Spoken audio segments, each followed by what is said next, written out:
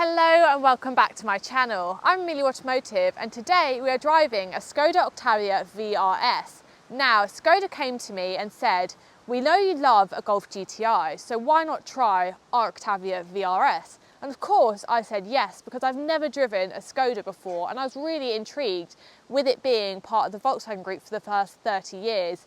How different can it really be to a Golf GTI? Now, after driving it for the past week, I have fallen in love with it. Now for me, it won't replace a GTI.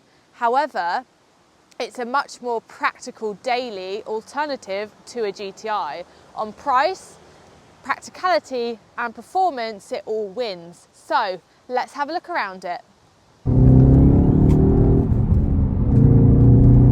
Before we get into the video, let's talk performance. So it's got 242 brake horsepower and 273 foot-pound of torque, with a 0-62 time with it being manual in 6.8 seconds.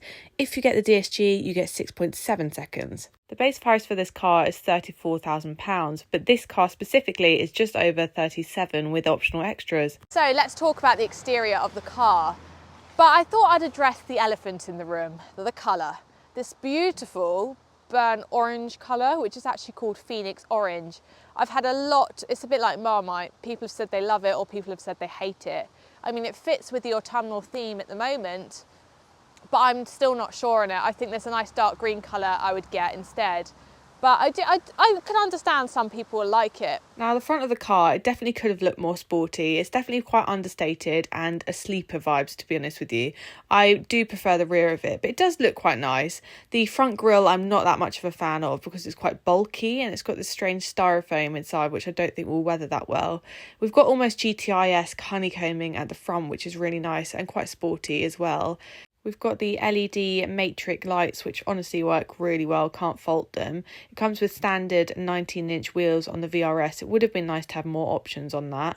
It's also got dynamic chassis control. That's £1,000 optional extra. Normally I'd say go for it. However, the ride on this as it is so good when it's not in comfort dynamic chassis. I don't think you actually need it. Right, so let's talk about the rear of the car. So we've got the black on the back, which I really like. All the badges are in black. We don't have the Skoda badge, we have the Skoda in writing, which I really like.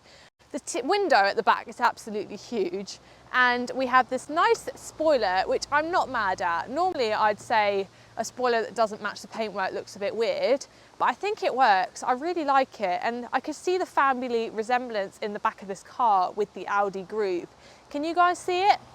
So let's move on to the exhaust, because I'm not that impressed with the exhaust, to be honest. Like, they're real, so that's okay, panic over, but they don't sound great. And I can imagine that's because of emissions, but they're fake surrounds, which make them look a lot bigger than they actually are. They're quite small inside, which is a bit of a disappointment. But let's talk about some positives, because one of my favourite, most practical things of this car is the boot. We have a 600 litre boot, and having a boot like this is absolutely brilliant. So my daily is a 3 Series estate and it makes it look tiny. My boot is tiny in the 3 Series. I'd say this is more sort of 5 Series side. It's massive and it's really super practical. You can fit a dog, you can fit a pram, you can fit all your weekly shopping in it. Definitely one of my favourite features of the car. Something funny about it though is when I first got the car, I hadn't researched it that much because I've never driven a Skoda before. So I wanted to just be completely fresh with it. And I didn't realise it actually had such a giant boot. I didn't realise it was a hatch. From the look of it, it doesn't look like it would have a 600 litre boot, does it? I really like it, but when you start parking it, that's when you realise it does have a 600 litre boot, because it seems to always stick outside of car parking spaces. It's really long to drive. And I will say the turning circle on it isn't that great because of the size of it. But other than that, it's been really nice to drive, and we will go on a drive for it now, after I've got in the boot and shown you how big it actually is. I am 5 foot, I'm 5'9", and I can sit comfortably in this boot. I don't think I've ever been able to sit in a boot with my legs straight. I'm not gonna lie, I don't think I do that very often, but brilliant size boot, I love that. Practicality, 10 out of 10. The Estate would be even more practical, and that's got 640 litres, which is even bigger. And obviously it just doesn't, it has a bigger bit where the glass doesn't squash people so much. So the dog did go with it, but I think he was a bit traumatised.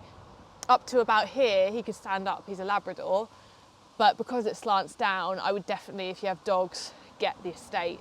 But if you have kids and you don't have dogs, you fit, and you want something that looks really sporty, you'd easily fit a few prams in here, to be honest, and all your weekly shopping. Now let's give you the option of seeing the boot without me in it. So it's got the optional extra of a spare tyre, and I can't recommend it enough after being caught out with one of those inflation kits that don't work. The false floor is a bit cheap, it's not the best, but we've got a nice button here that we can literally just fold down the rear seats, and we've got loads of room. We have a slight lip, it doesn't go fully flat, but it gives you a lot more space if needed. I think it's time for the all-important drive now, because obviously I've said it feels like a large, more practical Golf GTI, but how does it drive? It's heavier, it has the same engine, but does it feel like a quick hot hatch, or does it feel like the bigger practical car it is? So mode, we're going to sport. Right, first thing I'm going to say is listen.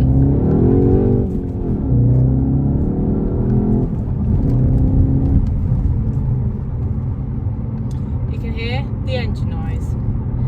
I'm not mad at it, however when I put it into eco mode, there's no noise. So it's a very fake engine noise, and unfortunately, like I've said before, the exhausts just don't sound great. That is one of the only things I wish with this car, is it had a better exhaust. Now I understand it's because of emissions, but it'd feel more sporty if it had a real exhaust. But as a compromise, I actually don't mind the fake sound because you can turn it off. Now let's talk miles per gallon, okay? Because I'm really surprised with the miles per gallon in this car. I've been getting, it says combined there's about 40 miles per gallon, that's what they claim it gets, but I have got 43.6 as my highest miles per gallon, which I'm very pleased with. So I think it's a really, really practical car to drive. It's so nice. I'm telling you, I've loved it this week. I've probably driven about 500 miles in it. It's really, really lovely to drive. I actually can't really fault it, apart from the fact that I would get a DSG instead of a manual, because as a daily driver I don't really want a manual, but I love that you've got the option to get a manual because not many cars nowadays have it. So if that's your preference, then I'd definitely suggest the manual. The only thing I found weird with the manual is the fact that it's got radar cruise control as well, and it's made my head sort of hurt a bit, because when you've got radar cruise control on, say you're on the motorway and you set it at 70, when everyone starts to slow down, you have to remember to change gear, which you don't have in an automatic. Now it's weird because the car starts braking for you, so as you're trying to slow down, you normally want to sort of put the brake on and judge your speed and what gear you're going to be in, but the car does it for you. So that's why I would only sort of suggest to do the cruise control if you're on a sort of clear piece of road, and you kind of just got to be quite alert with it, to be honest. So that's the only thing I found with this car, driving it as a manual, I found a bit strange this week. Other than that, it performs really well. It's really good fun to drive.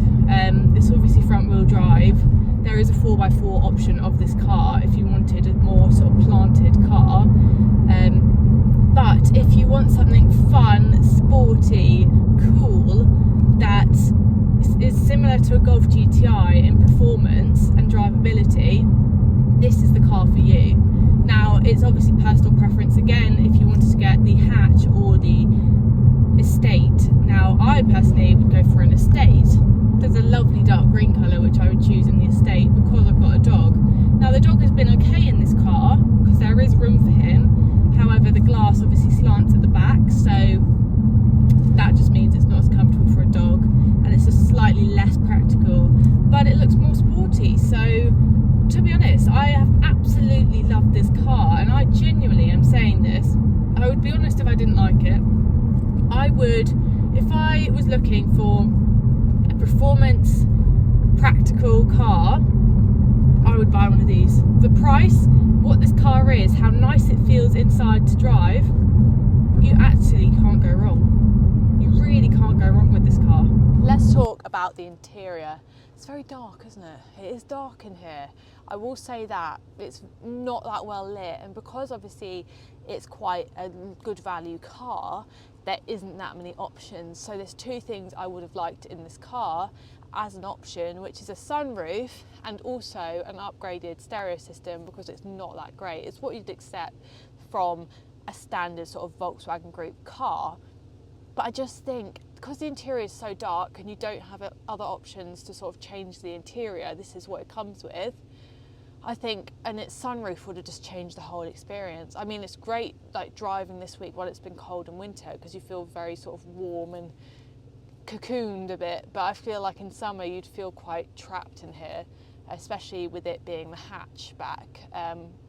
But other than that, I'm really impressed with the interior. The quality is really great. It feels like a GTI. It feels more like a GTI than the Mark 8 GTI does inside for me. It's got beautiful Alcantara. It has got fake carbon fibre, which people are mad at, but to be honest, what do you expect? It looks great. You know it's not real, but that's okay. At least it looks nice. And you're not buying an RS6, are you? You're buying a Skoda Octavia. You're buying a car that is good value, but it looks good. So what do you expect, really? The seats are really nice. They're this nice cloth material. They're really comfy. They've got the nice VRS badging, and they've got the Cupra style seats, which are quite wide and very fitted. We haven't got electric seats in this car. That's an optional extra, but they're really comfy. We've got 3 ISOFIX points, 1 in the front, 2 in the back. We've got really nice mood lighting, which you can change to any different colour. We've got, in this car, the heated seat pack, which I definitely think is a must because they heat up so fast in cloth seats. And we've got a heated steering wheel, which once you have, you can't go back. The driver's seat is a really nice place to be. And guys, guess what? We have physical buttons, guys. This was handy when I was turning the music up and down. Really like that. The only thing I didn't like was this is how you set the cruise control, and it kept really confusing me because I kept accidentally doing the indicator. Once you get used to it, it's fine, but it's just I've never driven a car with the cruise control down there, which is just a bit different for me. So the infotainment system worked well for me. I basically always just use Apple CarPlay anyway, and the icons were a bit small on the side, I won't lie. That's the only thing. It's a great big screen otherwise and quite easy to use. Physical buttons, turning traction control off was easy. Wireless charging, I wasn't that much of a fan of. It's an optional extra. I'll leave that to you guys if you like that or not.